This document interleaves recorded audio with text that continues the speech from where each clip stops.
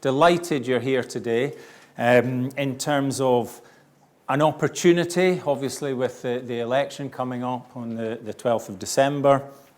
Just again, just in case, Age Scotland, we're the national charity representing older people in Scotland. And quite often, I trot this out quite often, but people say, we're the voice of older people. I always correct that and saying, no, older people have a voice, clearly have a voice, as I think we'll find out over the next 2 hours. We're just empowered to be their voice. And I think this event is many thanks to Adam Stakura and the policy team that are here today, the Age Scotland policy team organising today, and great to see it so well attended, because it's an opportunity, I think, with the parties here to basically give an outline of the manifesto pledges with a relevance to older people, obviously, but I think more importantly, what their intentions are. We all see manifestos, but I think we want to get into the hub of what the intentions are. And again, most importantly, you in the audience, we want to hear from older people, and it's great. I'm seeing questions flooding in. So I think we've got lots of content to kick this off, and really the issues that are important to you. We, as Age Scotland, you'll see, I think there was on this, we have actually created our own Manifesto 2019 document. And again, that isn't something we've just done in isolation. That's very much through the feedback, listening to older people through our own events, our helpline, the types of calls we get coming into our helpline. We're dealing with about 2,000 calls a month in our helpline, and obviously it's the issues that are important there is also what's in this manifesto document. Really with a case of creating it where we can help protect and most importantly improve the standard of living for older people in Scotland. In terms of manifesto, it's kind of, you can read it obviously at your own leisure, some of you might have had a chance to, but it's under 3 important headings. Again, on the information comes back to us. Inclusion. And there is things like, even inclusion, we must remember in terms of a lot of different things that affect older people. There's 500,000 older people in Scotland that don't have the internet. Yet you'll see things being driven towards that.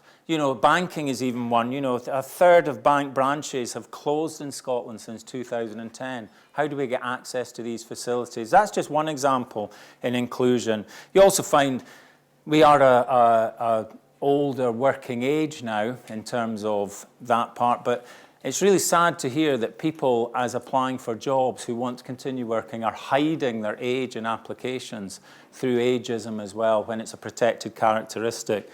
Money, that's clearly one. I think as an organisation, it's very sad to see about 17.5% of pensioners are living in poverty in Scotland. So again, things like, what's the plans, pension credit, should we say, the mixed age couple, in terms of pension credit rules. It'd be interesting to hear what people's thoughts are on that. The rising state pension age.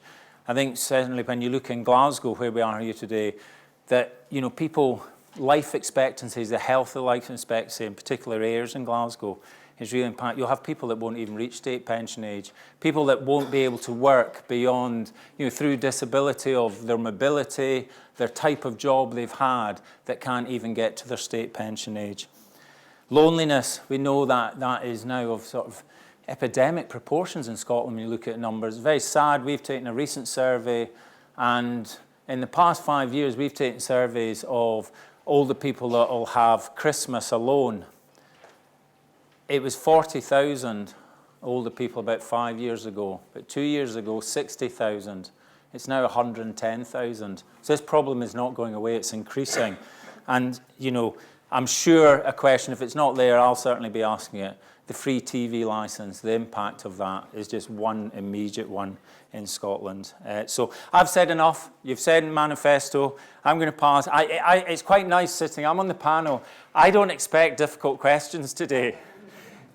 We've got the representatives, but I'm sure I might get some. Anyway, I'm delighted our chair for today is Penny Taylor. Penny is a well-renowned journalist in Scotland, and for us, an extremely valued trustee of Age Scotland. Very proud to have Penny on our board. Delighted that she's going to chair today. and keep us in order as well. Penny. Thank you. Thanks very much, Brian. Right, lay out the ground rules then. Yeah, my background is I am a journalist. I have been writing about issues impacting on older people for at least the last 40 years. Now it's becoming very personal. So I'm really looking forward to hearing both from our panel, but also principally from you. I'm going to hold the mic. If you've got questions to ask, stick your hand up in the air, and we'll take it from there. We will not overrun 3 o'clock. We're going to have a really snappy time up until then, though. If people could keep their questions succinct, that would be much appreciated, as with the answers, please, because we'll have a lot of ground to cover, at least if I've got anything to do with it. Right, let me just do some brief introductions down our panel here before we're going to hear from 2 minutes from each of them about their party's perspectives on this critical issue for us in Scotland. The empty chair to Brian's left is Matt Kerr of Labour, who has not yet arrived. We'll wait and see if he turns up, but that'll be an interesting, won't it, indicator of commitment to older people's issues if he doesn't make it. However, if he does make it, I'm sure we'll give him a really cosy welcome.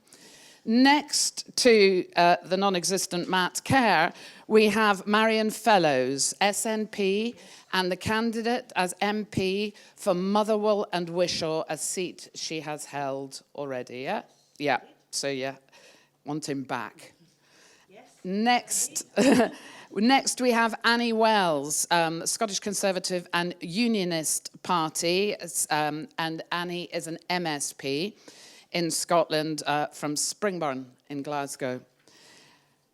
Then we have Jackie Stoyle, Scottish Liberal Democrats, and the MP candidate for Inverclyde. Welcome. And last but by no means least, we have Cameron Glasgow, representing the Scottish Greens here. He is a candidate in Livingston.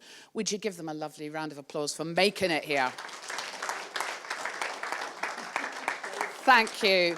Now, 2 minutes each, and then it's over, really, it's over to you, and what do you want to know, okay? So, I'm Marion Fellows, as already been mentioned by Penny. I'm the SNP candidate for Motherwell and Wishaw. I've been an MP for the last 4.5 years there. I apologise, I came in on a wing and a prayer. I had a diary malfunction. I'm dressed like this because I've been out pounding the pavements and chapping doors and talking to people. So if you think I'm inappropriately dressed, that's why. My shoes are very comfortable. As you know, the SNP will not form part of the next UK government. But at Westminster, along with my colleagues, I've been working hard on many issues related to, I don't want to say older people, but people over 50, and some of the issues that have been caused and raised during the last 4.5 years. So things like we are violently opposed the increase in pension age.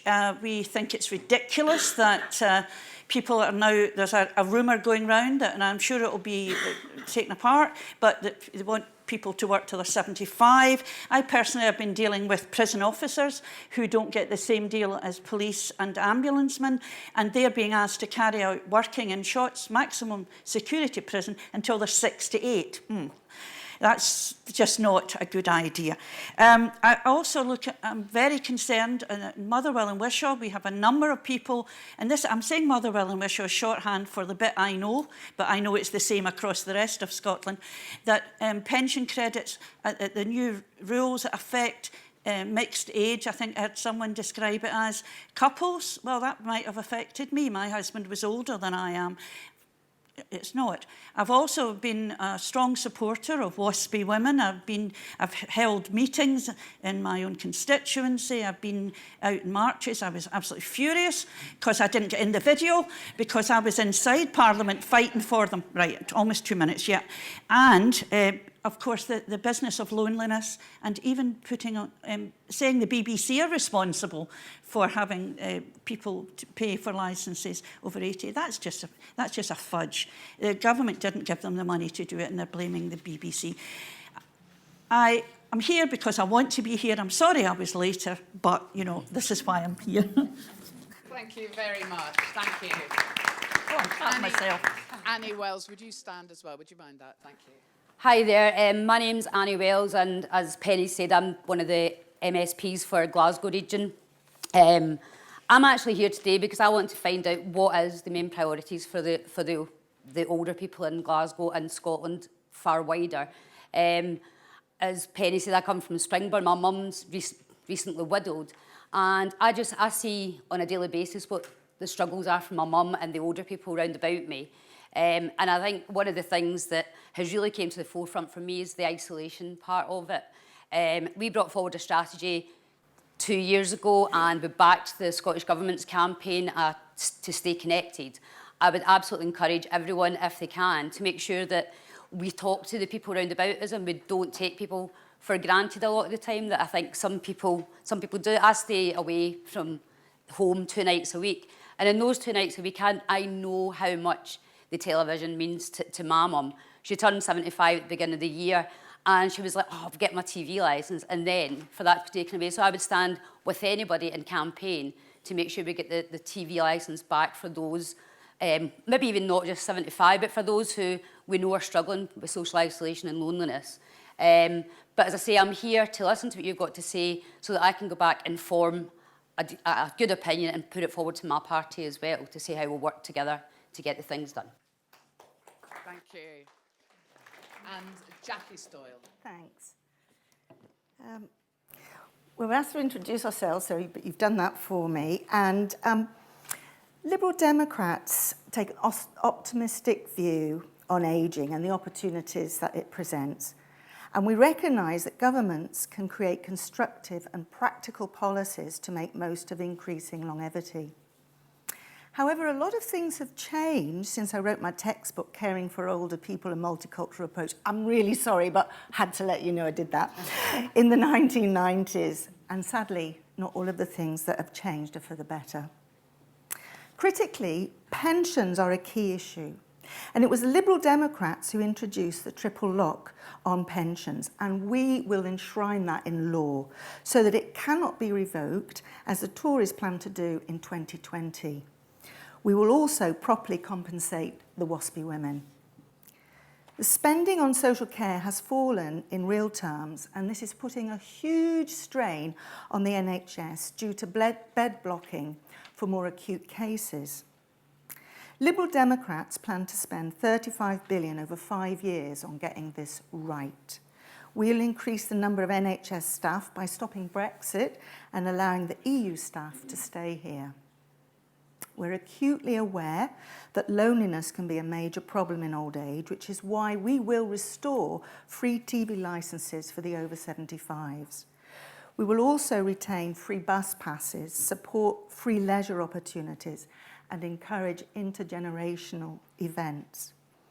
We want to see older people in Scotland living a life of health and well-being, both continuing to contribute to their communities and to receiving the care that they so richly deserve when they need it. Thank you. Thank you.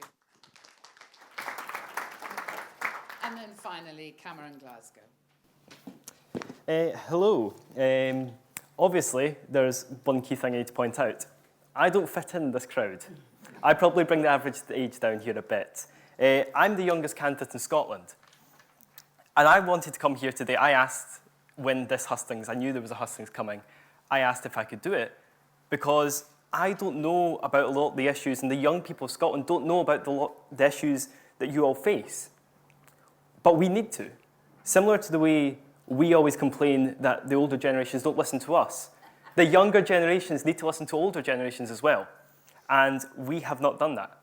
So, as the Green candidate, I want to stand up here and say, we are listening. This is your platform. Tell us what you want. I want to be able to go to my conference in spring and say, the old people of Scotland want this. If elected MP, I want to be able to go to Westminster and say, the old people of Scotland want this. As well as my unique title as young candidate, I want to be able to say, young and old, we stand together and we're going to fight against austerity. We're going to fight against poverty and we're going to fight for a fair and better Scotland. We have always supported the bus pass, We want to extend the bus pass down to younger people as well. We will never cut the bus pass. We're never going to cut TV licence, and we want to make it in law that the TV licence will always be protected. It is something that a lot of young people won't use now in moving away from the TV and online, but older people do use it, and it is really important that it is protected. We want to save the NHS. It's something that probably most parties here are going to say today, but we want to save the NHS by stopping Brexit. Brexit is a threat to our National Health Service. I have not used the National Health Service in years. However, many people here, and potentially me, will use it shortly. So we need to protect it. We need to keep it free and available for use. We cannot sell it off to Donald Trump in America. We cannot put it on the table. So let's stand together and fight for a fair and equal Scotland. Thank you very much. Now, I already have some questions that people have kindly given me here, and let's see how many of these we get round to.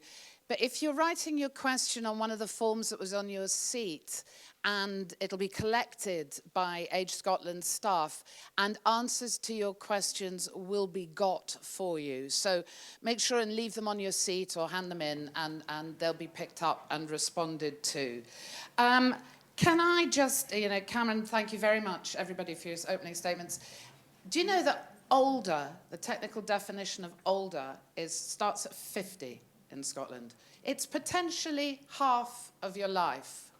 I don't know about you, but I find myself riling a bit when I hear old people as a group being discussed. Yeah?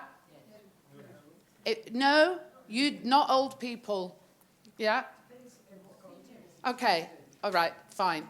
But, so older people, potentially, technically it starts at 50. I know you're a long way from that yet, but if you're lucky, it will come.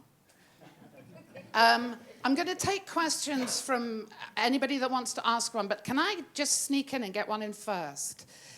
Annie Wells, I hear everything you're saying, and I think you strike me as quite an unusual Tory party candidate. But I'm very conscious that for the first time in modern history in Scotland, our life expectancy has stalled and is falling backwards. Yeah? Yes. We are no longer adding years. And it's not that we've hit the top of our ability to do that, because other development countries are still adding years. Those are countries where the gap between rich and poor is the closest. 10 years of Tories in power in Westminster, and we are going backwards. What would change? I think, well, we have to remember that... Do you want Annie to stand up? Do you want me to stand up? Yeah, sorry. Sorry about That's this. all right. I should have got taller. I think the thing is we need to remember that when the Conservative government got in power, there was no money left. So we had to make changes. You have to adapt to where. If we can find money for Brexit to the tune of billions, what are our plans for doing something about the austerity that is killing people earlier than it was killing them before? I think we need to look at it in two ways. We've got two governments that run Scotland. We've got reserve powers, we've got devolved powers. This is being blamed on austerity, which I'm sorry emanates from Westminster. Yeah, but the money in real terms has gone up to Scotland, and the Scottish Government need to look at how they use the money up here as well. We have to make sure that we do that, because if we look at the health service, we know the health service in Scotland is failing. We know that the targets that have been set are failing as well. I want to protect those who are most vulnerable in our society. That's why I came into the job, to do what I'm doing. And if I can by any way change the Conservatives' view on that, then I will do everything in my power to do that. And you have had concerns about the impacts of austerity? I have not had concerns about the impact of austerity. What I'm saying is we had to manage the money that we had. We had to get the country back to a place where we can look at how do we grow economy, how do we put more money back in to the country. Because, yeah, I'm concerned that there's people that I know who are living in some form of poverty in places. But what I want to do is make sure that we target those people to give them the help that they deserve. That's where I come from. Thank you. So, Marion Fellows, actually, it's not Westminster's fault the austerity. It's down to the SNP and how you've handled it. Well, I would disagree with that. Oh, sorry, I'll stand up too. Sorry. Yeah, This is really good. This is good for my exercise regime.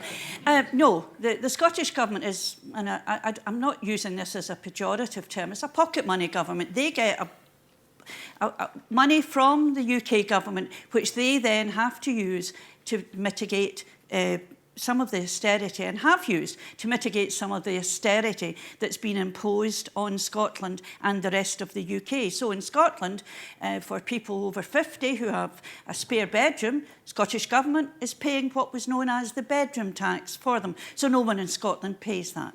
There are other issues. They've made payments to carers who are getting UK benefits to try and mitigate the poorness in their lives, the poverty in their lives, and they're spending a lot of money doing that. Now, there comes a point when you can't keep mitigating against cuts. Now, Annie's, and I heard her Scottish Conservative leader this morning on radio talking about we had to do this. Well, maybe there had to be some form of austerity, but the attack on the poorest in our society, the people who have the worst time with austerity are disabled people, people who are already poor. And if you stick to the mantra that the best way out of poverty is a job, yes, it is if you get a job that pays decent money. Most of the poverty in Scotland, the majority of it, certainly concerning children, is in families where both parents are working.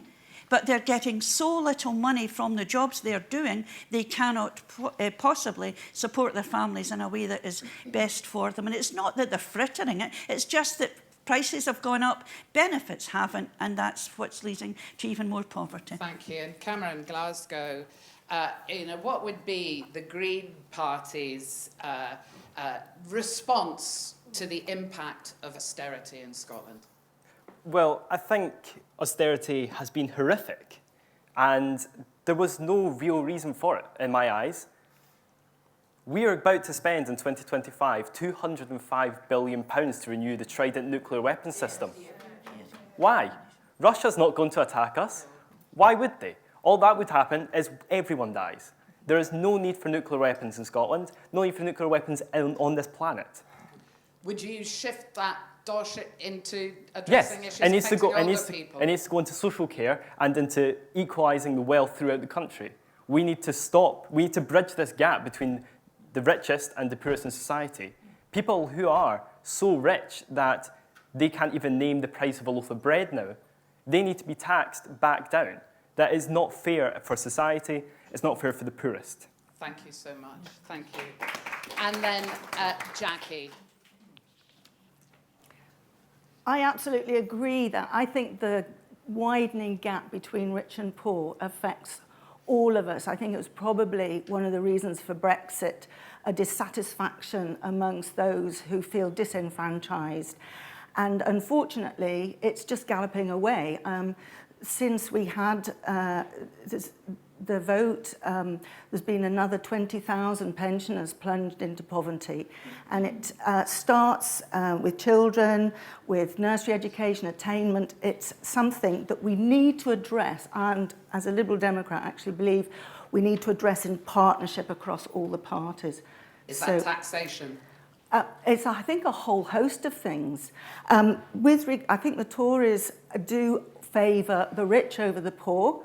And so there's usually more tax breaks for them than there is things given to poor people. And I think with regard to the SNP looking after our health service and old people, the SNP have been very generous, actually, in their health budgets, but they're, forgive me, poor managers. If you look how much money is wasted in hospitals that don't get built, I think we're paying something like £1 million a month for the Children's Hospital that won't be open until 2020.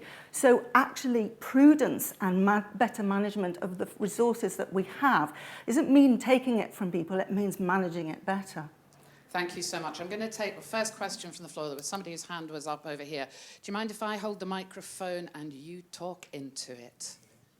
Stand my dog. I'll try not to. Hello.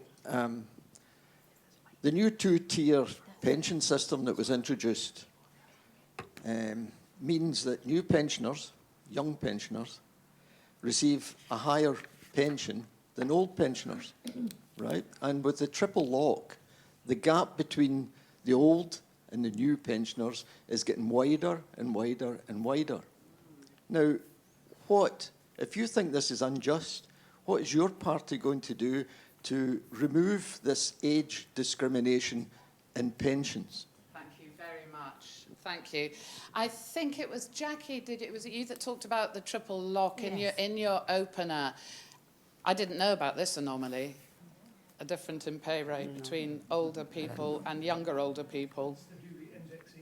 Less old people. Yeah. Thank you. I'm going to bring you the microphone before we get answers. Yeah. Hi, I'm one of the young. Let me hold it for Oh, you. sorry. You talk. One of the younger, older people, because I'm one of the 50s women who've been caught up in the state pension age delays, which was voted in 2011 by a coalition government. And just to give you some facts on the new state pension, there were other things like 35 years of contributions now as opposed to 30. And there's only a small percentage of people my age who will actually get the full new state pension. So do you want to ask a question about it? Or? That just to let that gentleman know, that on the new state pension as opposed to the old state pension, there are still inequalities because a lot of women will not get the full state pension. Thank you very much, sir. Do you want to respond to this pension issue specifically or another question? Can I come back to you in one moment then and do you want to respond to this one? Hang on, I'll hold it, you speak. Bill Lynch, Dundee. Just a very quick background. The reason for the disparity is that from April 16, the SERPS element of it is incorporated into the state pension in general. Before that, there were two separate categories. And because the indexation has happened against SERPS, if that makes sense, that's why there's a gap, and that gap will widen. Do you think it's inevitable or do you want to see it fixed? In a word. The triple lock causes that, in a way, or at least the application of the triple lock has caused the problem. We can go into greater detail. No, let's not. Thanks. I can see my attitude to money and pensions, but apologies for that. Yeah, okay, we've got serious issues here with inequalities built into our pension system that sound as though they're going to get worse. I'm going to start with Jackie, because it was you that mentioned the triple lock. If there's a downside to the triple lock, are you going to fix it? Well, I would say absolutely, because one of the things that we're looking at in the Liberal Democrat Party is sorting out universal credit, because the way that that's been implemented has caused huge problems, putting people into poverty and debt, and it's complete madness. So if this is happening with the pensions, I didn't know about that, I'm sure we will be fixing it, absolutely. Thank you very much for raising it. Anybody else want to come in on this? Or you, yeah, Sorry, as I say, I wasn't aware of that either, but I will certainly go back and look into it, and I'll get an answer back to yourselves as to what the Scottish Conservatives will do with it as well. Thank you. Marion. Yeah, I should declare an interest here because I have the old pension, and I've only found out last Thursday, yes, at the Scottish Pensioners Forum, Hustings. Now, I am the pensioners champion. It's a title I really hate. I don't hate it particularly, but just it has an aura about it that I don't like. I'd like to say it was justice for older people. Yeah. Spokesperson might be a far better title. I'll take that back with me. Yes, this is something that I'll definitely be working on. Now, a lot of the work at Westminster is done through cross-party groups, all-party parliamentary groups, and I'll certainly be raising that and joining, if there isn't already one, on this. They're all going to obey and when Parliament's dissolved, so I'll take this forward through the all-party parliamentary group that's relevant to this, because it's an anomaly, as someone has already said. It's just going to get worse unless we get the government to deal with it now. Thank you very much. Well, there you go, putting stuff on the agenda here. Brian Sloan, you wanted to respond briefly to that before we move on. I wasn't aware of what you raised there, Bill, in terms of that, but I think just again going back to the part that just shocks us organisationally, 180,000 pensioners in poverty in Scotland, and it's not the solution to this, but it's something organisationally is we've got about 40% of older people that who are eligible for pension credit, but aren't claiming it. And it's maybe you can pick up on it and answer the question is, we don't have the funds to market, to get people, but they can phone our helpline and we'll do a benefits check. Over the telephone we do that. My bit is, how do we reach the people that don't know about that, don't know they could be eligible for this, which can be quite life-changing for them. And I think that's something we'd look for from the parties, is how can we raise the whole awareness across Scotland when we've got 40% of people who are eligible that aren't claiming. Thank you. Now, I've just heard that our Labour panel member is racing his way here and is meant to be here by 2 o'clock. So just to update you.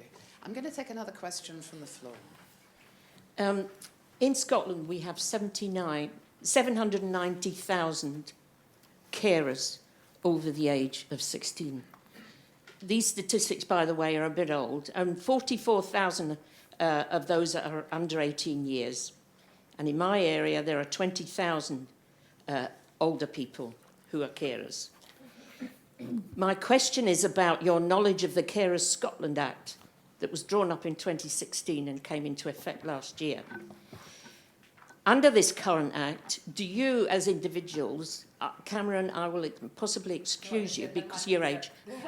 Under this current act, do you know what the 6 principles are for carers living with dementia and other carer needs? And do you know that they're part of the Human Rights Act as well, which we should all enjoy no matter what our situation? Thank you very much. So there's a direct question. How many? I tell you what, let me ask, if you can tell me what those 6 points are in the Carers Act, please put your hand up now. If you can't, then how do we make meaningful and enshrine the human rights of older people in this country? How do we do that? I'm going to, yes. Yes, do you want to take it away as SNP? Yeah, I just want to say that... Oh, sorry. Oh, sorry. So I beg your pardon. Sorry. Thanks for reminding us. It's moving the chair in and out that I'm struggling with. Yes, I am ashamed, well, upset, but I don't know the Act because I've been concentrating on Westminster legislation for the last 4.5 years. However, what I do know, and in answer to what Brian has already said, there is so much needs to get out there.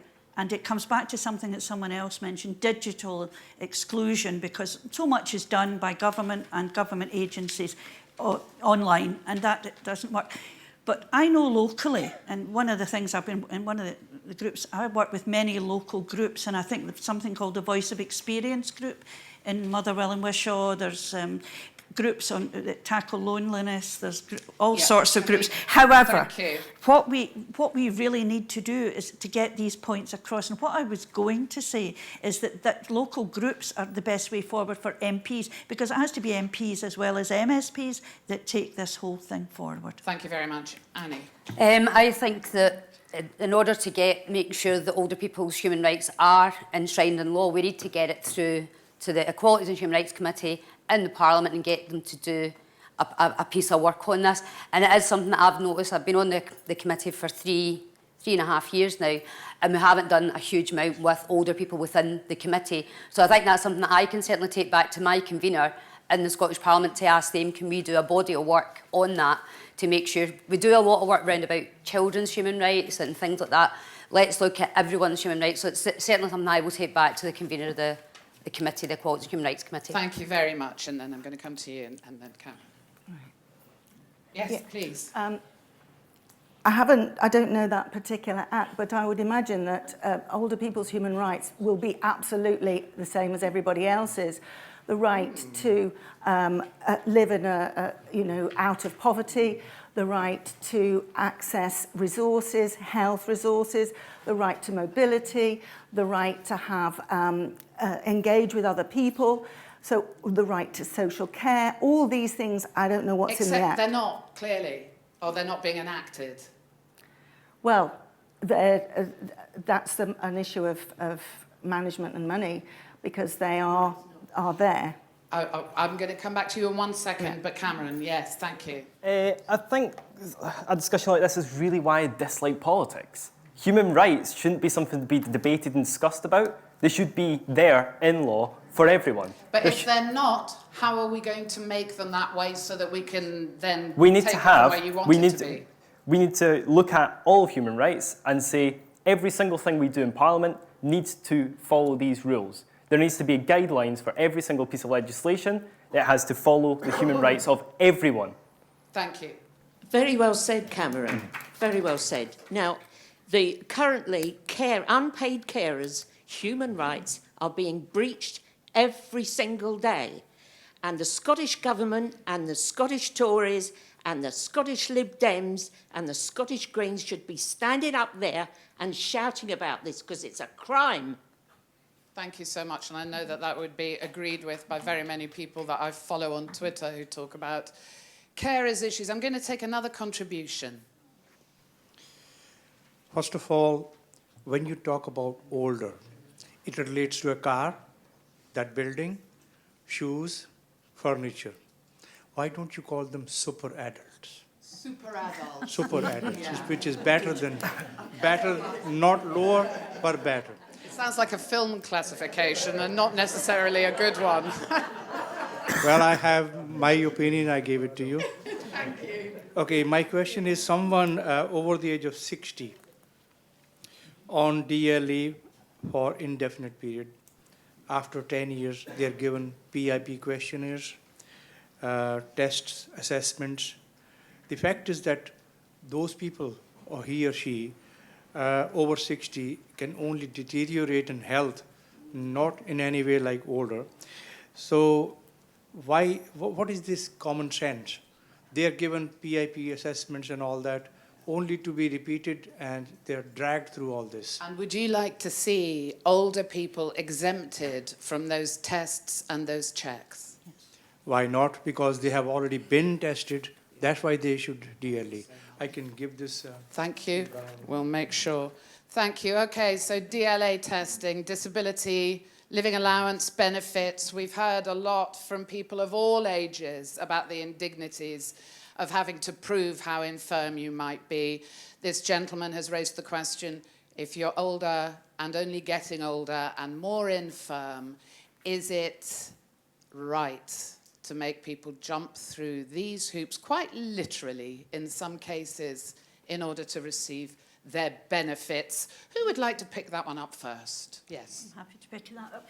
I've spent a great deal of the last 4.5 years dealing with people who didn't get DLA. I've had to appeal. I've gone to an ATOS centre to look at what they've carefully managed PIP assessment. Thought we couldn't understand what was going on, but so that's been part of my daily work for the last 4.5 years.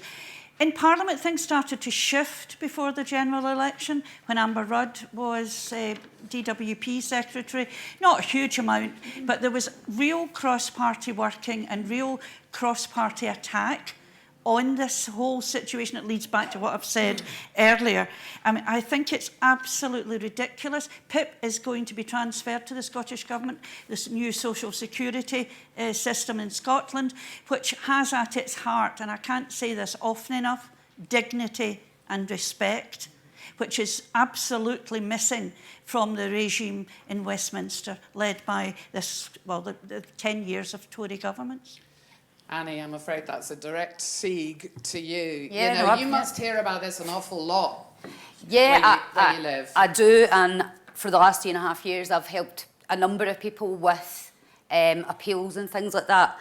My dad, before he passed away, my dad had a severe lung condition, and he didn't want to go through the process to get sort of a disability living allowance or anything like that because he didn't know about it or didn't understand it.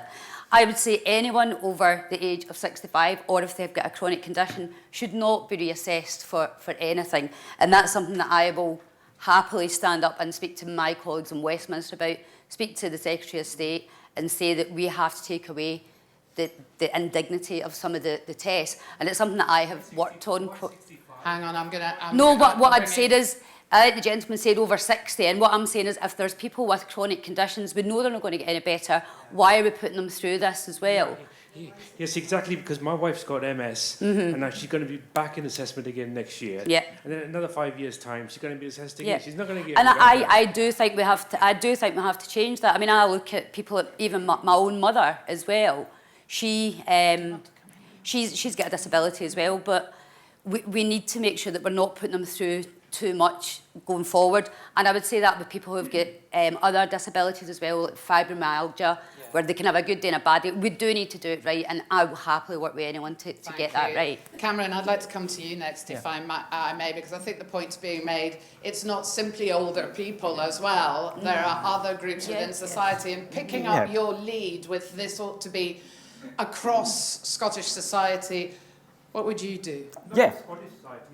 The whole of UK society, but at the moment, yes. Yeah. Forgive me, I'm Scotland obsessed. I've got to agree, there should be no testing. If you already know you have a chronic illness or a chronic disease, there should be no testing. It's just a waste of your time and the doctor's time.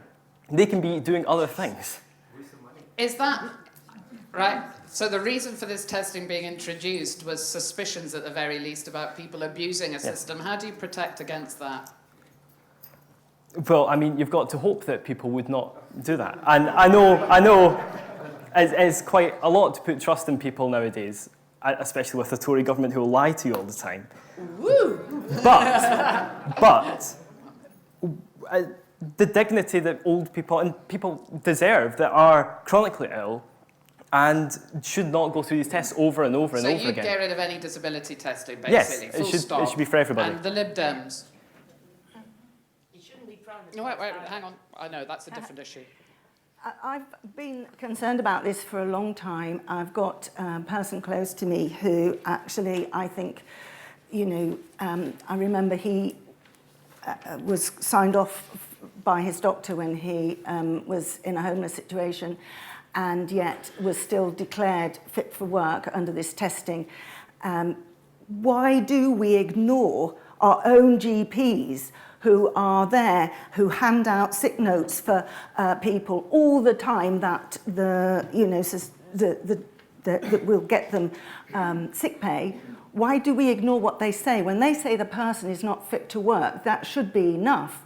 And if they then think that person is better because the medication's changed or whatever, then yeah, maybe not all illnesses are forever, because it depends what it is. But some people do improve. But I do think the system is rubbish. Thank you. Now, I know that there were more hands up, and I had people number 2 and number 3. Yes, and I know I'm coming to you. Yes. I think it's just a basic question, which all 4 of you have got to answer, is if you say you remove the testing, how do you prove that the money you're spending is being spent on the right people? Thank you. I wonder whether you could answer that, just each of you, really briefly, if you wouldn't mind. Thank you. Yes, I think you take medical advice. In many of the cases that I've dealt with, the person who's going for DLA or PIP is being assessed by a nurse who has a specialism in something entirely different from what the person is presenting with. And many specialist doctor report are behind all of this, and the nurse says, oh, well, today was fine. They then say, no, you're not getting PIP or DLA, and then it's appealed, and the appeal wins. So we really need to start listening to the physicians, surgeons and doctors who are standing behind this person, who are helping treat them daily. And the nurses. And the nurses, yeah. And I would say the same thing, and I don't believe we should take it away from everyone. I do think there's certain people who have got certain conditions which we know aren't going to improve. So I think we do have to look at consultants and medical records and things like that as well. But certainly for anyone who has got a chronic condition, I think that we can respect that. Thanks. In my bit I said, I think your own doctor should be trusted to make those decisions, because they know you better than somebody that you walk in. So I'm not saying testing should be done away with. So that would be testing by any other name? I said, but by your own doctor, because what I know is sometimes your own doctor... nobody's asked the doctors whether they're up for this, but anyway, we'll leave that to one side. That they are okay, that they are not fit to work, who've gone for the testing, and a strange doctor who doesn't know them says, yes, they are. Thank you, Cameron. Very briefly, if you wouldn't mind. Yeah, I've got to say, I agree, sort of, that we need to trust the people that know what they're talking about. And obviously on this, I'm not a doctor, so we need to listen to what doctors are saying, and if doctors actually are saying these people are fit for work or not fit for work, we need to trust them and not waste everyone's time. It's a conversation that could go on for another hour or so. Do you mind if I keep going? Right, thank you. I'm going to take one contribution here, and then you. Is that all right? I'm sorry to make you wait.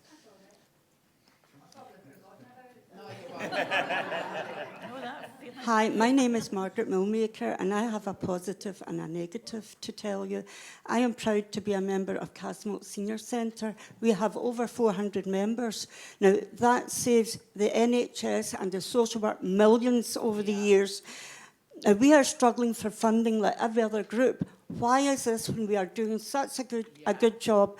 We have even quite a few people in their 90s, and they are looked after adequately.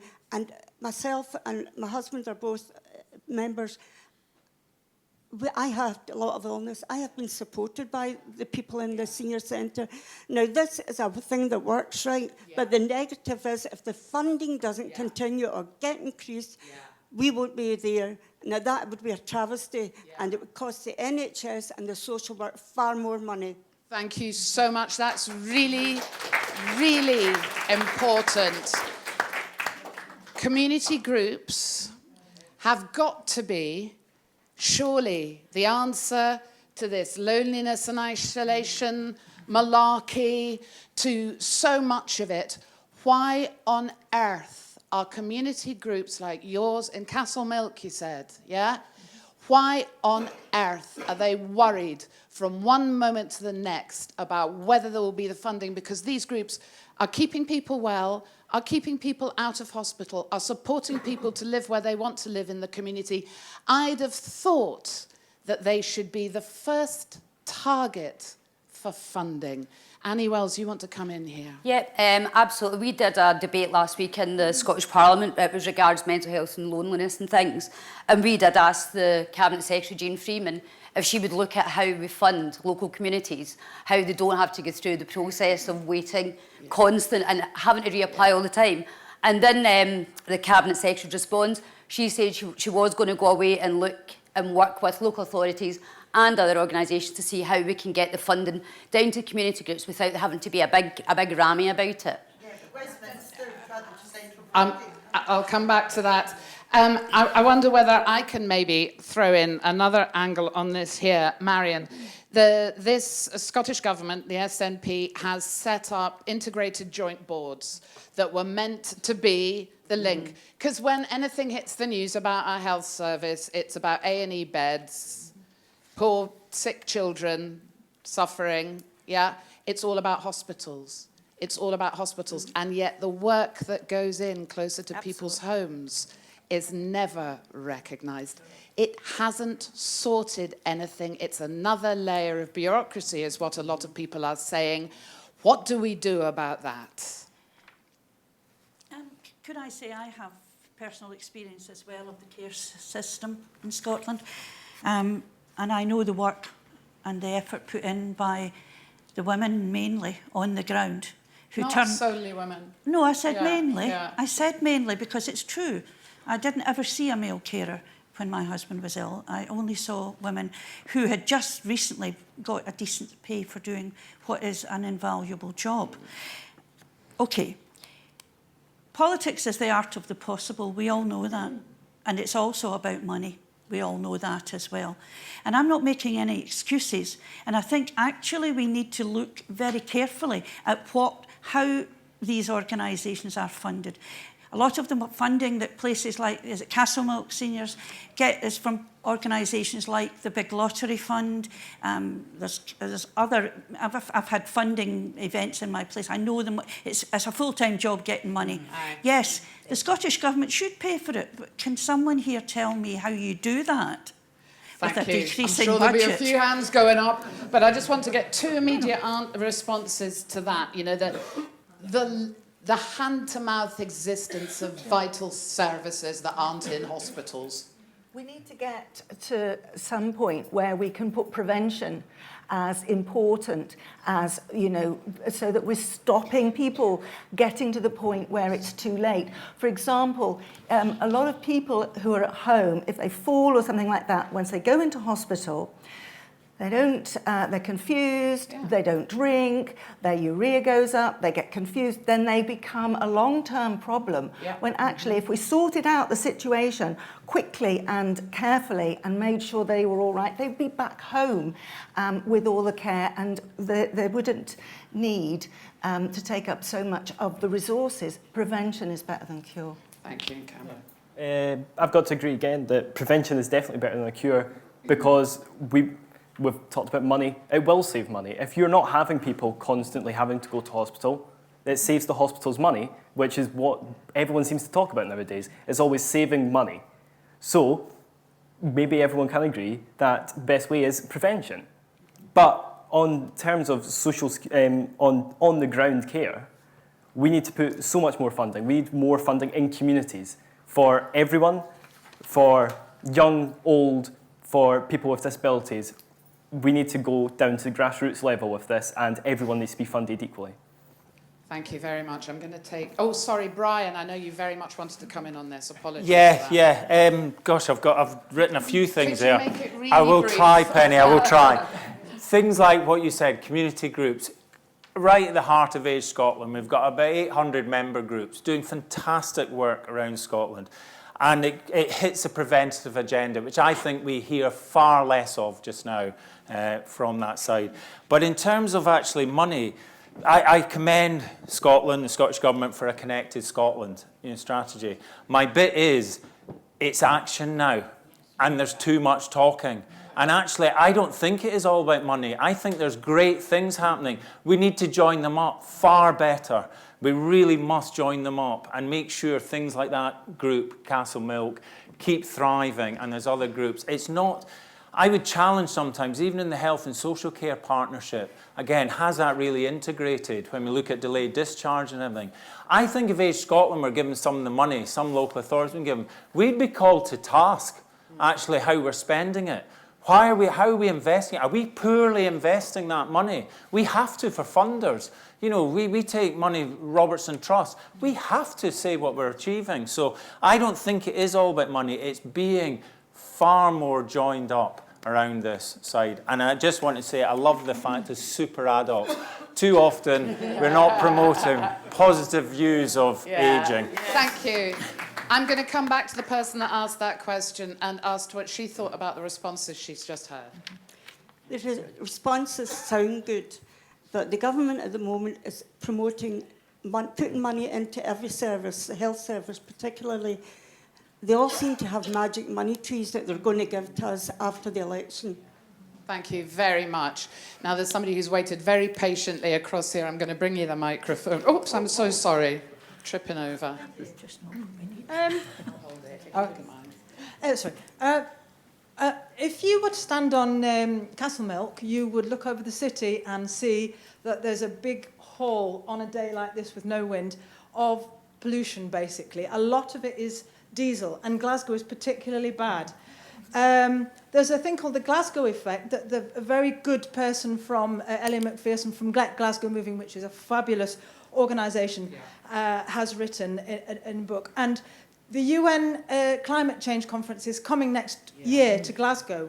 The eyes of the world are going to be on Glasgow, and our polluting transport system, especially the buses, are expensive, and the trains are expensive. So what's your question? What I want to ask is, first bus is selling its bus service because it wants to concentrate on trains.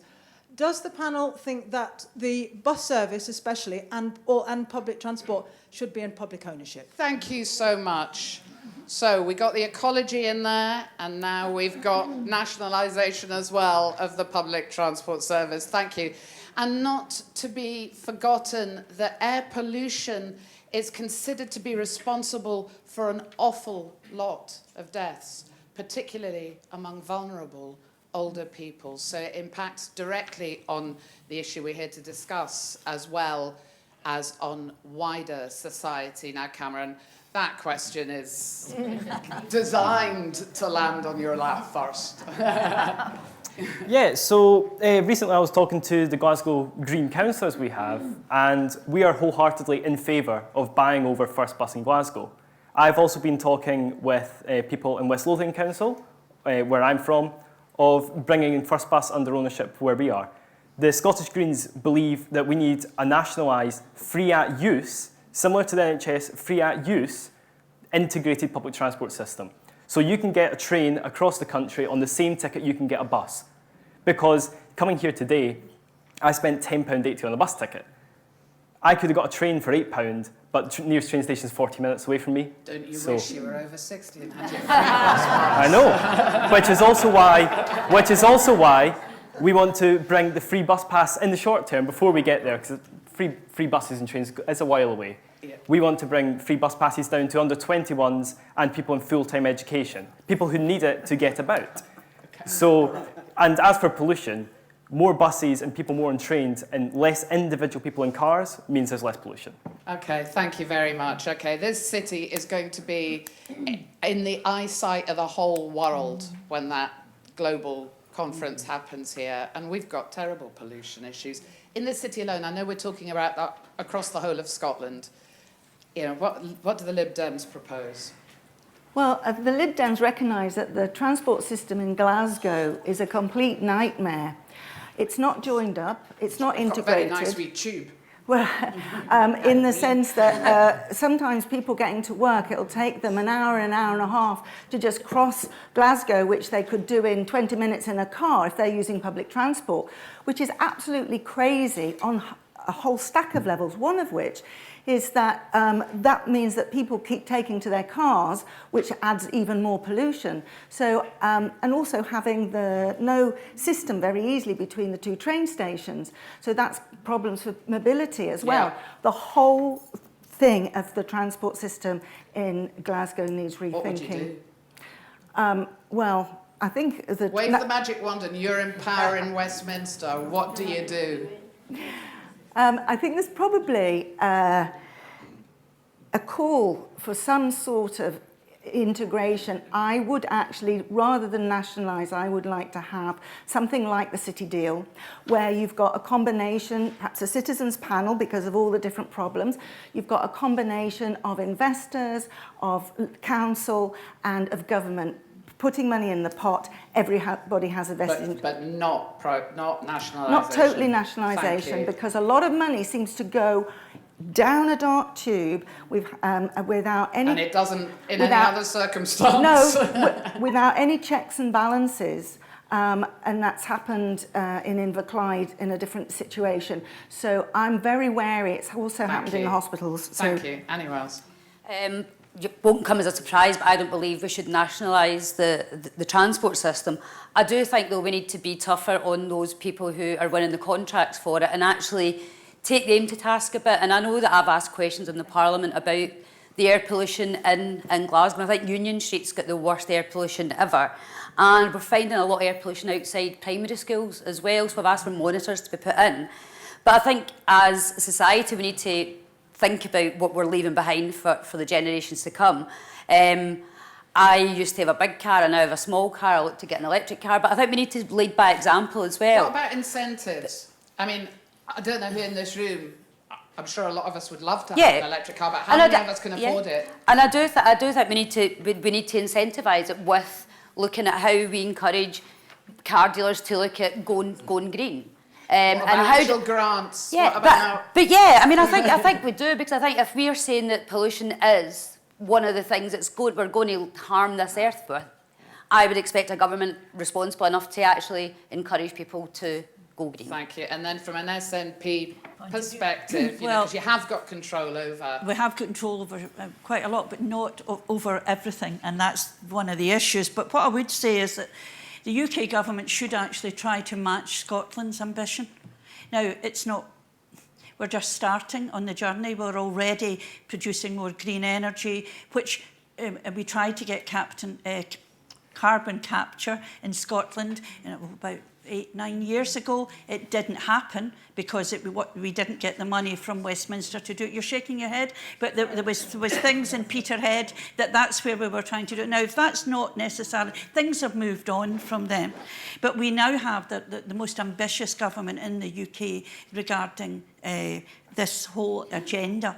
We're not going to change anything overnight. We can't. No one can. But I think it's testament to what the UN have said and what the conference next year coming to Glasgow is testament, because they recognise as a country Scotland is moving forward and trying to move forward on all of this. One thing that worries me is because of Brexit, we may well not keep up with now, because at one time we were going to have close regulatory alignment with Europe.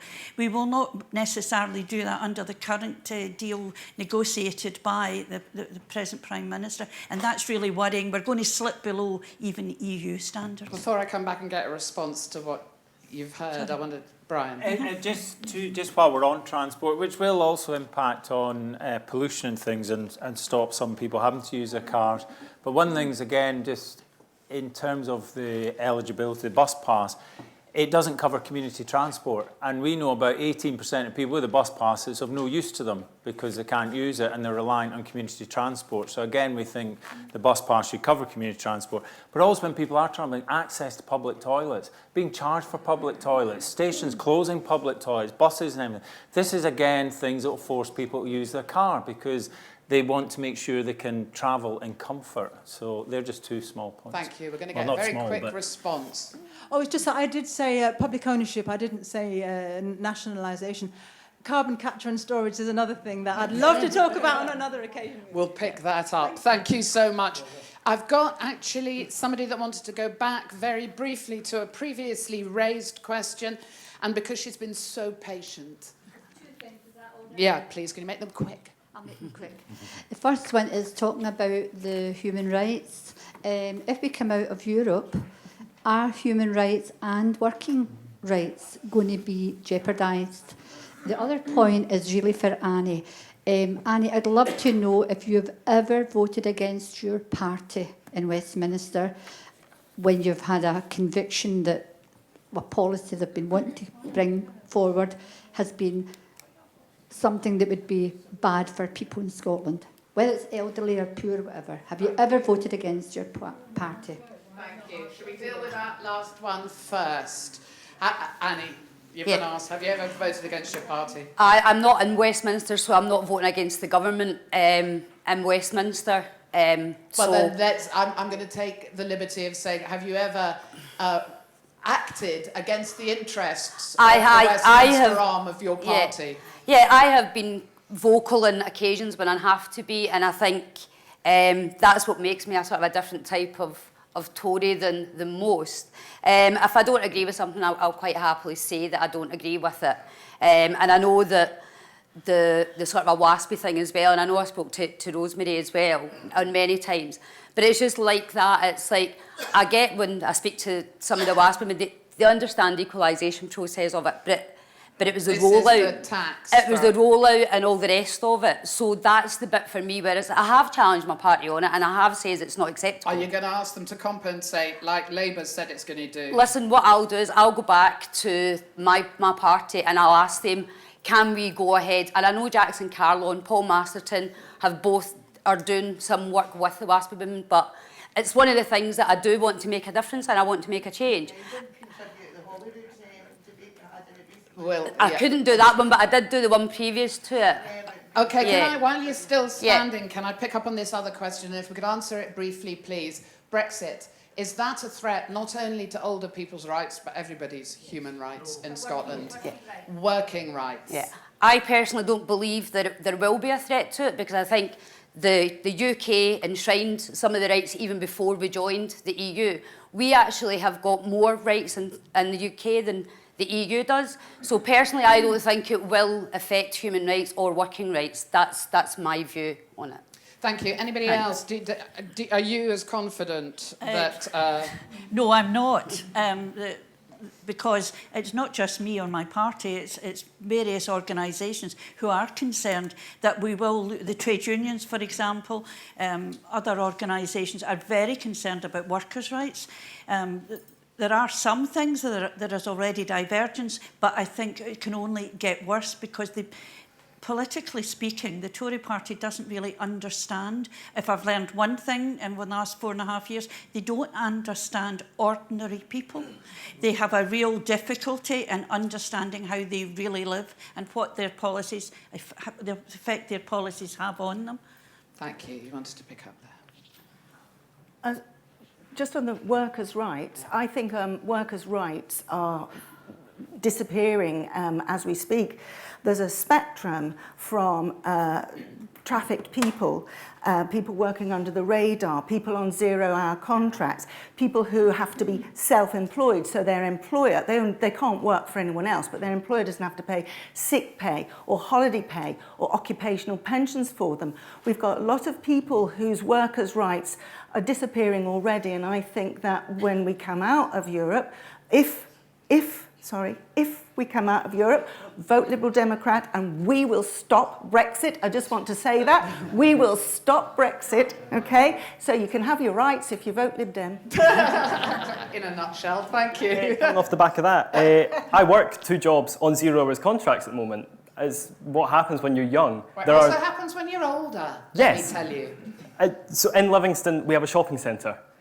That is it. That is our employment for people who cannot leave to go and work. So obviously I've dealt with this quite a lot and trying to get people in the 2 jobs I work with to unionise. But they won't, because at the moment I'm on £6.15 an hour. To join a union, it's £14 a month. That's even with it taking away the money from Labour. So a lot of people are reluctant to join a union because it is costing so much. Even to get here today, it was more than an hour's work for me to pay for that. So we need to look at workers' rights and we need to protect them because, honestly, I don't trust Boris Johnson will protect workers' rights once we leave the EU. But even if it's a no deal, there is no way that Boris Johnson has to say, I will definitely protect it. He'll get rid of them, sell them off to Donald Trump like our NHS. Thank you very much. I want to take a quick response to that. Hi, I don't know if any of you saw the recent Ken Loach movie on the gig economy, which really explains how it affects just ordinary working families.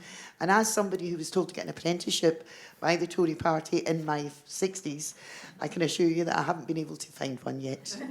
Thank you very much. Now we're going to take another contribution from the floor. I'll hold the mic. Hi, I'm Lisa from an organisation called Drink Wise, Age Well, who works with people who are over 50. Also, the 2 of us here are mature students working in the community, doing community development. So I'm here representing with the rest of the group from the Charter for Change. I want to ask the panel, drinking above the recommended 14-unit guidelines has fallen in all age groups in Scotland since 2003, except for older age groups. So we experience empty nest syndrome, bereavement and retirement over 50. We want better access to treatment and support, digital solutions, improved planning by integrated joint boards, age-focused practice, alcohol services for the community, and accountability. What I would like to ask the panel is what would their proposals be for the government policy to reflect the changing culture of drinking for over 50s in Scotland? Thank you very much. A really important question, particularly for us here in Scotland. Drinkwise Age Well has been the most amazing research project based in Glasgow. It's worked right across the UK. It's examined older people's drinking, the reasons for it, and particularly the interventions. And do you know what? There's an awful lot you can do. If an older person is drinking too much, they can be helped. But we have an age bar on alcohol services in Scotland. If you're over 60, in many cases, you do not get access. Okay, as a human right goes, Cameron, how fair is that? It's not fair at all. And I don't know our party policy on it, but what I'm going to say is that is ridiculous that there's a bar on that. There should be no bars on anything. Like, you should be able to, you should be able to get the help you need up until this could get really interesting now. Up until the day you no longer need it. You should get the help you need, and I would stand for that in Parliament. Thank you. Lib Dems. Does it surprise you? Because it surprised the hell out of me, to use that word, that there was an age bar, that you can be too old for help. Yeah, it actually surprises me. I didn't know there was an age bar on that, and I don't understand why, because actually I can understand very well why older people will find drinking a comfort. A lot of people, I know a lot of gentlemen, I'm not saying it's just gentlemen, will go to like clubs like bowling clubs, sheds, that sort of thing. Particularly if they're on their own, they've lost their wives, and the way that men sort of socialise is over a pint or over a drink. So it's sort of they're not going to sit at home lonely, and I think and that's where they go to meet people and have a drink. So it's very difficult not to join in if the need to socialise is there, and that's where your company is.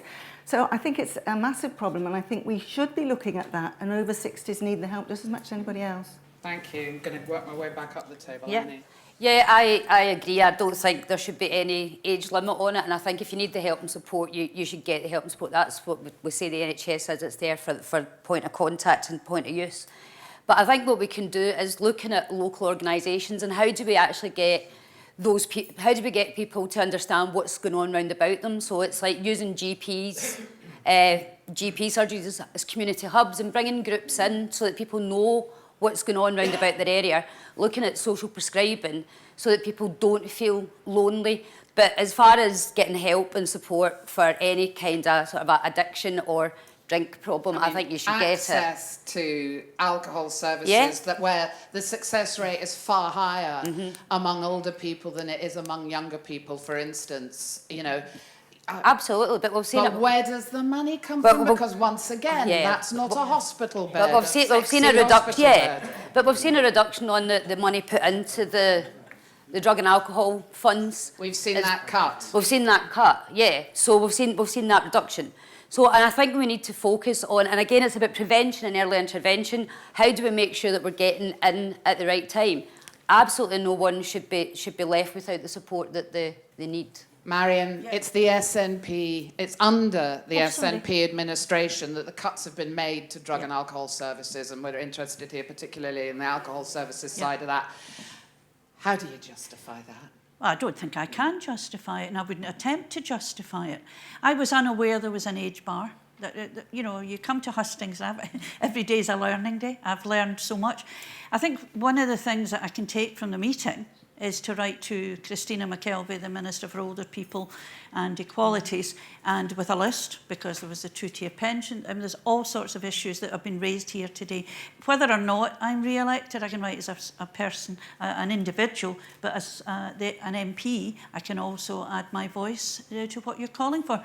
Can I just say one more thing? I perfectly understand, and my daughter's here, so she doesn't want to listen to this, but it was very easy when I became widowed, just to sit down and just have another glass of wine. And it's a real telling issue, and you need to be quite strong, but you also, some of us need more help. So thank you, whoever raised it. I'm very grateful to you. I may get in touch with you again after the election. It's a fantastic project. Yes, thank and the Charter for Change has been developed by people who know this from right at the front line. Yeah, well done, people. Thank you. Just to add to that, which Penny's saying, I actually sat on the advisory board for Drinkwise Age Well, and Age Scotland signed up to the charter. Absolutely, totally agree with it. And I think there are things that worth. So much of alcohol in older people's hidden. That's the thing. It's very difficult to detect, and it goes back to this preventative agenda we're talking about. Of what's alternatives? Just what you might have experienced as well, but you didn't in that point. And it's that bit round social prescribing has a huge part to play. And just one little point. I know, Penny, you're going. I was really disappointed meeting not meeting them, a fourth-year medical student in Scotland who has told me they have not covered social prescribing in their education yet. And I'm thinking, that's wrong. That surely is very wrong. Now, they might have missed the lectures, but that, again, round this preventative agenda, it has a huge part to play. Thank you. I'm very keen to pick up as many questions from people that haven't been able to ask any. I'm going to take another question here. I see this morning the British Rail are putting the fares up again in January, and one of the companies have just called for a 27-day strike over manning levels, and Britain has the highest fare rates in Europe. And at last estimate, there was 55 million different fare structures for British Rail. How could they simplify that? Thank you. Can I come back to that? I'm going to take another couple of contributions and we'll see whether we can get specific answers to that. Thank you. I'm going to come to you, sir, first. I'll hold it. You speak. Good afternoon, everybody. My name's John Robertson. First of all, I would like to say how good it is to hear a lot of common sense talked from the top table. A lot of very interesting points, except for the naivety of the Green Party member who wants to scrap Trident. But we won't go any more about that. What I would like to say is that I'm not an SNP supporter. However, I think the SNP administration has come in for a lot of unfair flack about the health service in Scotland and on the railways. Now, fortunately, I have a very, very good drop-in doctor I can go and see straight in. And I must say, I hardly ever have to go, but the treatment I've had has been absolutely superb. And virtually everybody I know in Glasgow who's ever had any dealings with has been very complimentary about all the effort of the staff who work for the National Health Service. Second thing I would like to say is the Scottish Government has been very supportive of the railways, of Network Rail, which is incidentally a trust. It's not privately owned. And the railway system in Strathclyde has improved no end in the last 10 years. The quality of the rolling stock, the frequency of the trains. No, I'm just saying they've done very well with it, that's all. And isn't it lovely to have services being praised? And thank you for that. There are a couple of issues there around trains. Is there anything we can do about the price of train fares? Because although when you're over a certain age, you can get a rail card that gives you money off, it still goes up. Like everything else, I wonder whether very briefly, because I think we've touched upon the nationalisation argument, is it a problem? I think that the fares on the railways is way outstrips anything. And I think they do need to look at their fare structure. I used to work for, it was British Rail and Midland Main Line many years ago. And even back then, it was so complicated, it was just the hardest thing to do. We need to look at maybe a smart card system so that you only pay for the actual journey you do and it's no these myriad of fares. But I do think that the railway stock has got a bit better, but when you're getting people complaining to you all the time, saying, I missed the train, I couldn't get a seat, and things like that. Cancellations. So again, we need to be tougher on these companies, and we do need to look at how do we bring those fares down and actually make them no 55,000, but maybe only 5,000 different structures. It must be the bane of any transport minister's life, yes, our railway system. Yes, it is, because it's not a system, it's two systems. There's Network Rail, which is the trust, and then there's the train operators.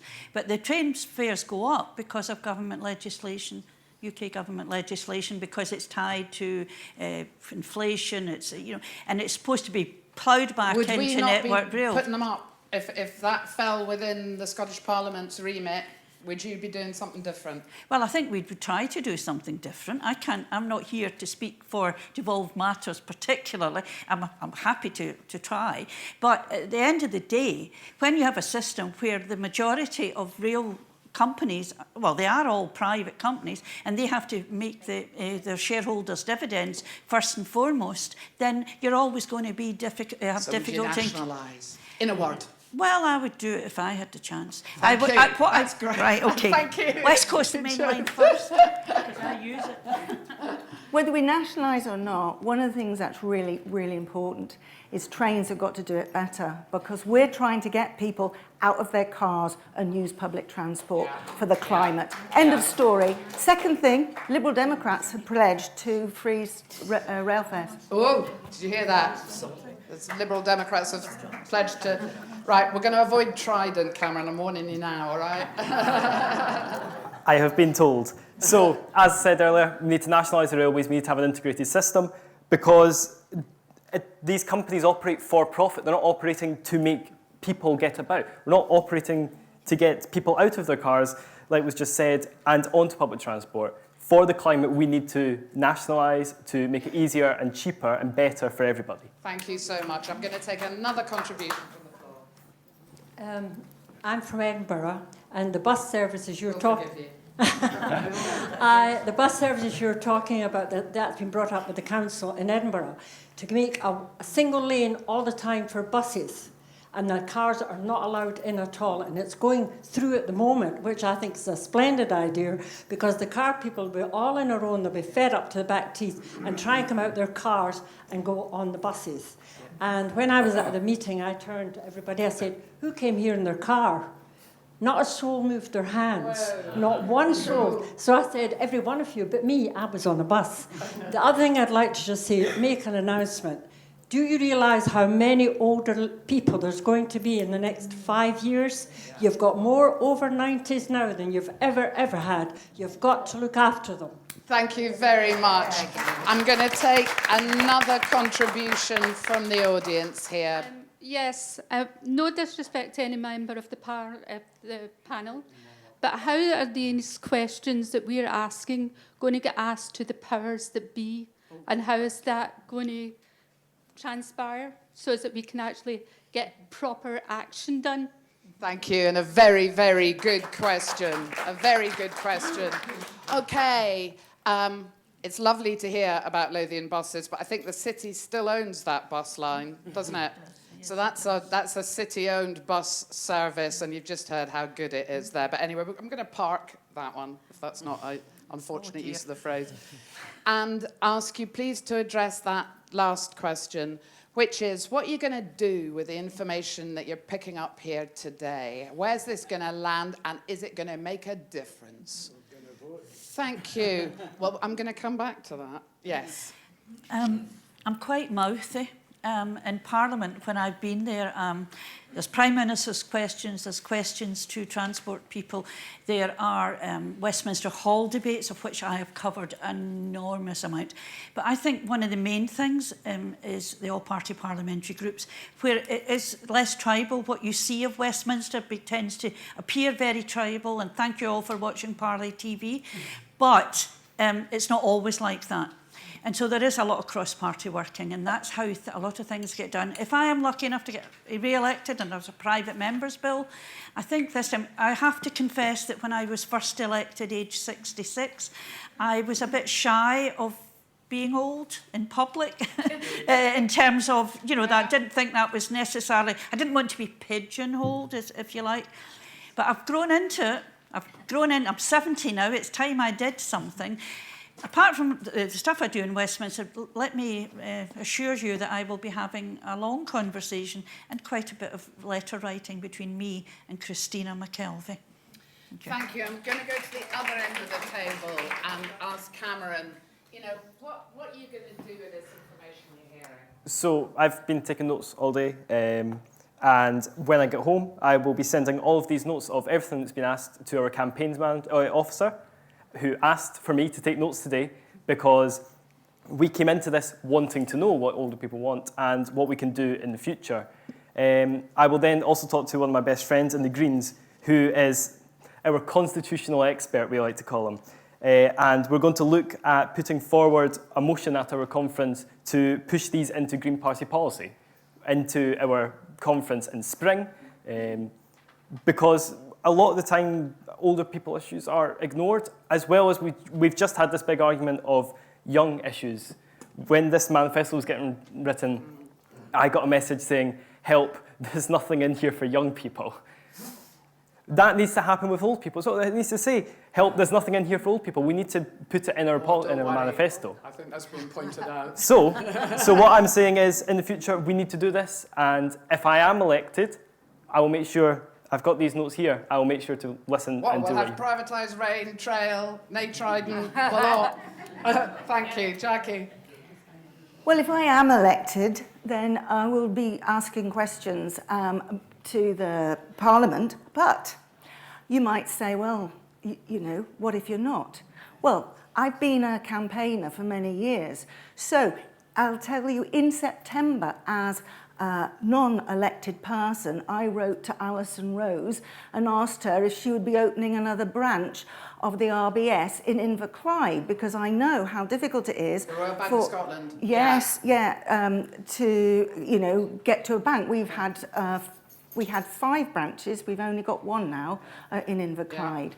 So what I'm saying to you is, we're fighting for you and other people and other issues all the time, putting it into the local paper, the Greenock Telegraph, and bringing it to the attention of the community, raising awareness on issues. So, you know, we're not idle, that's what we're saying. Thank you very much. And Annie, yeah, you know, your government's been in power in Westminster for 10 years now.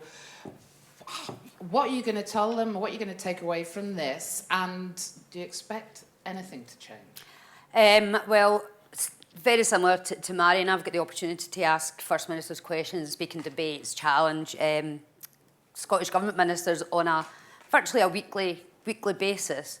But there is difficult questions here that I need to go back to my party with as well and ask them what they're going to do about it. And if they can't do or they're not willing to revisit things, give me a proper reason why they're not going to do that. But I certainly have got my notes here. I will be writing to when whoever's in power, but I will be writing to, whether it's my party or not, I'll be writing to the Secretary of State to say to them, this is what we're being asked to do, this is what the older people of Scotland want, and how we're going to make that happen. And I will forward all my correspondence back over to Age Scotland so that you can see what it is. But there'll certainly be quite a number of letters going and some questions being asked. Thank you, Brian. I think it's just to say from an Age Scotland perspective, and it's our policy team here, my colleagues that are here, so it's that bit from our side, we want to hold accountability. And too often we're seeing in things that are papers, whatever, bills, where older people aren't mentioned. And that's the job they do really well, to continually push on behalf of older people. And that's us being empowered to be your voice. So join up and encourage everybody to join up with Age Scotland if you want to. I'm going to take another question. Okay. I'm going to ask actually 2 questions, if you don't mind. A very small one. First, are the asylum seekers getting more benefits than the elderly people? If so, is it justified? And the older asylum seekers who come here from other countries and stay in hotels and so on. And quickly, the other question, we are a small group of elderly people, 60 people, and we are surviving on self-contribution. And we are meeting only twice a week because we cannot afford the rent and the heating bill. Once we got £10,000 from National Lottery, once or twice from Age Scotland, but just asking whom should we turn to? Because the Scottish government only hears big groups because they make more noise. Thank you. So, that last question I think maybe links up with the question that was put by the Castle Milk organisation. How do people access the support that keeps them going, that allows them to meet the needs of the 60 people? So, I mean, I think we've probably covered that issue.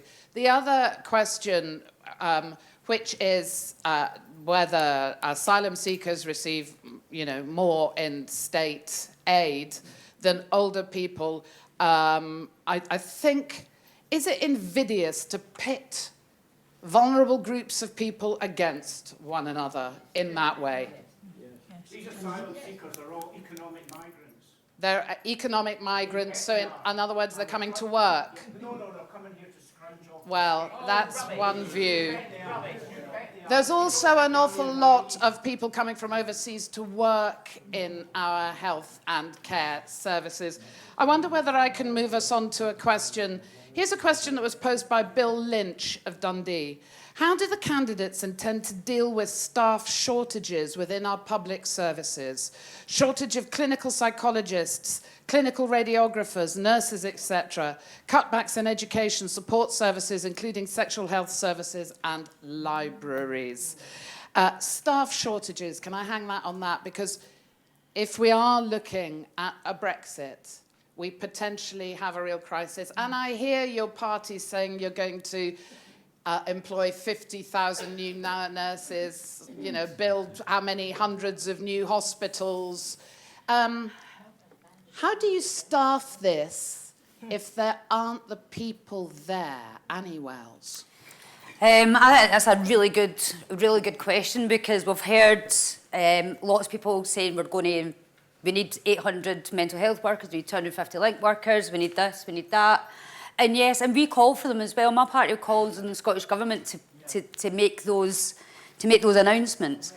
And Westminster, obviously I know more about the sort of a Scottish Government and the Scottish systems up here.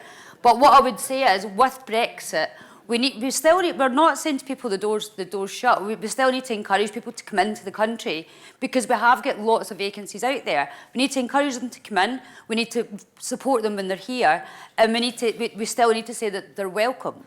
So that's how I see it going. We're not. Sorry. Your government has never welcomed. Okay, thank you. Your government has never welcomed immigrants, is the statement that was made there. Right. Okay. Yeah.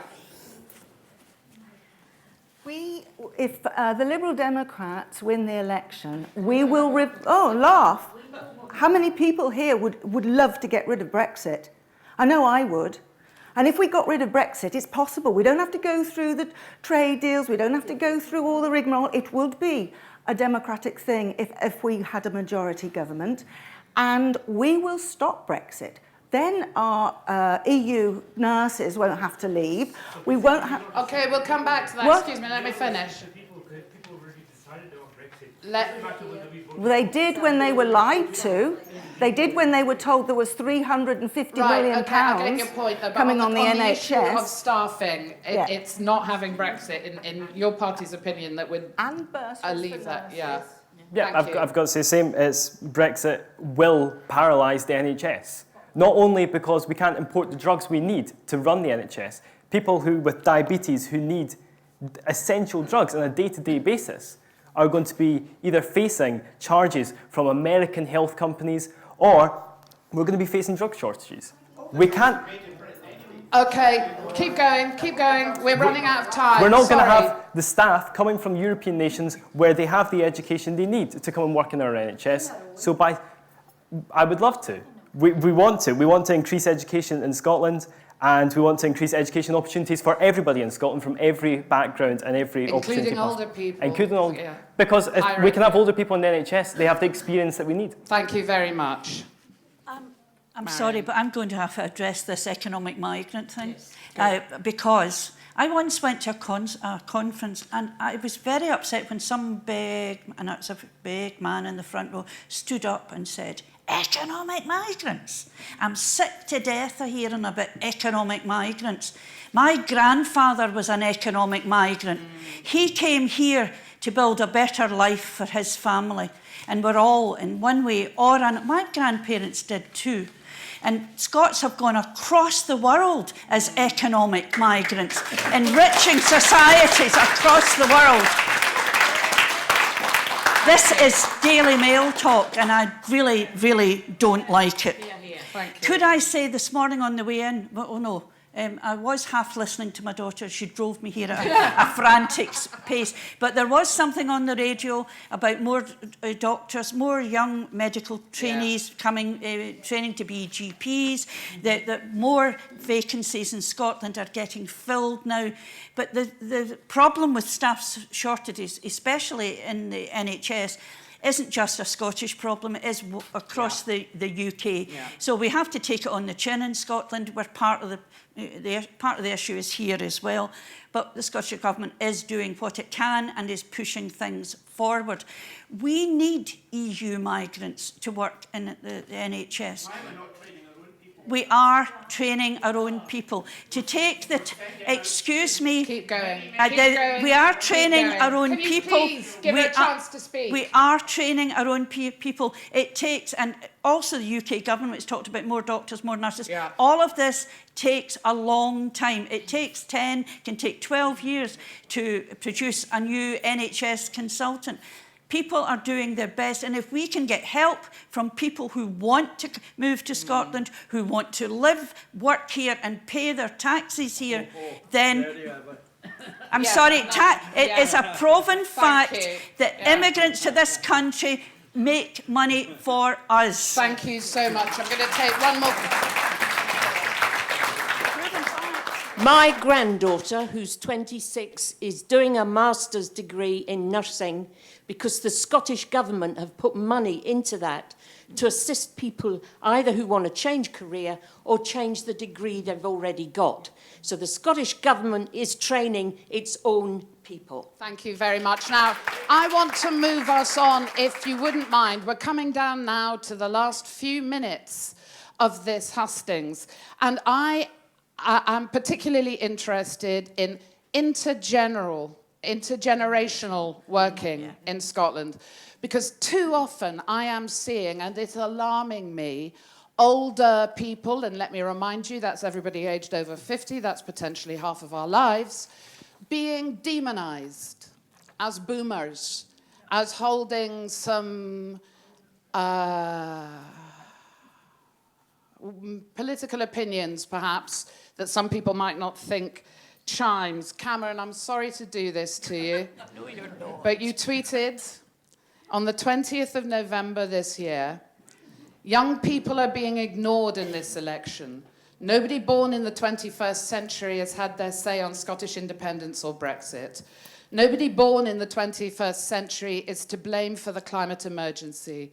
It was the generations before us that will leave us to deal with the consequences of their actions. We must act now to protect our future. I've heard it said that nobody over 75 ought to be allowed to vote. What do you mean by act now? We need to act now to demand climate action. I want to say one thing. No, so you're not referring to old people in the way that they vote? I'm not ever going to say that over 75 should not get the right to vote. If anything, we should be looking at 16, 17-year-olds as well being able to vote. We need to extend the franchise, not cut it. And I will never, ever support that. Do you accept that it can be seen as very stigmatising and polarising and I know, to perceive people as being either old or young in this From my respect? point of view, we're all being ignored in this election because it's all about the money and the people who have the power fighting over it. This election is essentially a second Brexit referendum looking away from all the actual problems we have in this country. We need to talk about climate change. We need to talk about poverty. We need to stop talking about Brexit because Scotland didn't vote for Brexit. Scotland voted to remain, so we need to talk in Scotland about issues that affect Scotland. And you know, let me clarify. Your perception of older voters, is it, you know, the must act now isn't about older voters? No, because it can be read that way. Yes, Let me put it like the must that. act now is to everyone. It is a call to action for every generation, every person that can vote. Do you see a kind of stigma developing here? Have you heard of the hashtag #OKBoomer, Yes. for instance? Yes. Yeah. What And do you think about that? I've had things said about me of I have no life experience. I should not stand because I'm too young. Are you trying to justify then abuse against older people on the basis that it's happened to you? No, but for being younger. No, I'm not saying. I'm saying that we should have no abuse towards anyone. If you're a candidate, MP, MSP, or councillor, or just a person, there should be no abuse. Or voter, exactly. So the stigma around older people, and I have came across it on the doorsteps that older people will vote Conservative because they want to keep it as the good old days. Is rubbish, and I've seen it today. People here have said that they are looking to change. A lot of people here will not have seen actual real change in their lifetimes. I'm scared that I will not see this change in my lifetime, which is why I'm taking a stand at 19 to do so. Well done. Thank you, Jackie. I don't know about you, but I'm absolutely sick and tired of being divided. Brexit has divided us. Independence threatens to divide us. We need to come together and work together. because we are facing the worst catastrophe that this world has ever faced. And unless we work together, young and old, black and white, able-bodied, disabled, we will lose the biggest fight of our lives. So, and I can tell you now that in Extinction Rebellion, some of the people who went to get arrested were 75 and over because they said it doesn't matter if we go to prison. So I'm just saying, let's put aside our differences and work together. Now we're down to the last couple of minutes. Thank you. So, what was the question again? It was intergenerational. My head gets so sorry. Is it unhealthy that we appear to be polarising older people and younger people around our politics? I think it is unhealthy, and my mother would absolutely say the same thing. She's turned 75. But I think we need to look at how do we encourage the younger generation and the older generation to come together and to work together. There's so many great examples of it where kids go into nursing homes, or we've got the older people going into schools to do some homework with kids and things like that. And in Springburn, there's great stuff going on with intergenerational groups. So we should never polarise anything. We are all here, we're all in the same place, and we should all work together. And my mother would kill me if I didn't say I respect. Everything my mum does is absolutely fine by me. So, thank you. But no, I do believe that we should all work together. I think I'm a representative of older people. I think parliaments, I think every organisation should reflect the people they're serving. And I was very, very surprised, shocked, but very proud to get elected. But one of the main things that's been going on the doorsteps for me recently is, don't you think she's a bit old? Oh, okay. Yeah. I don't think I'm a bit old. I know I'm older, but I know I've got a lot of lived life experience. But the reason I do this is for my grandchildren. And that's why most of us in this room are here. We want to see them have a better future. Now, we could have so much more discussion. You've just touched there on stigma and perceptions of older people. That's the subject of a whole other Hustings. Yes. So, to give us the final statement today, Brian. Thank you, Penny. Just on that again, just one of our strategic aims is promoting positive views of ageing in later life, and even to extend intergenerational. We have a campaign run just now, Share What You Love. It's about encouraging younger people and going out with older people, sharing it across social media, so please do take part in that as well. I think I've written some things here that really opened eyes on these things. The pension, the new and old. I think that was something that there clearly wasn't a full awareness to the panel and around the room as well. DLA reassessment, I think the example the gentleman gave, where his wife, a reassessment, it's not, we know the condition and it doesn't require that. The age bar, again, for services, which it just seems a complete nonsense there. And I think one of the things in the carers contribution, the contribution of older people in Scotland, it's back to this promoting positive views, the unpaid care, the contribution around volunteering. These are huge contributions older people make to society in Scotland, and how important the communities are. They really are a lot of the solution on this. So, I know Penny's at me. Can I just say I've got my last bits? Is what was really nice, I thought it was conducted in an orderly fashion. Wavered a little bit at some point, some shouting out, but really, I think that's when you have a majority of women, I have to admit, on a panel. We didn't put a block of ice for Matt, which I thought was very good of us. Cameron, please, we will pay your expenses. And from that point. And I thought bringing an intergenerational aspect to it was fantastic as well. So thank you there. And I'll let you thank the panel as well. I'd just like to say my personal thanks. What I've found a really fascinating discussion. I've had a note that Matt Kerr was attending a memorial service this afternoon, and he very much wants that message to get through. I think he may have just turned up, but unfortunately it's too late to take the stage. Would you give a fantastic round of applause for the politicians that could make it? Thank you. could I just add to that Penny, who's been a fantastic chair, and we're very grateful of.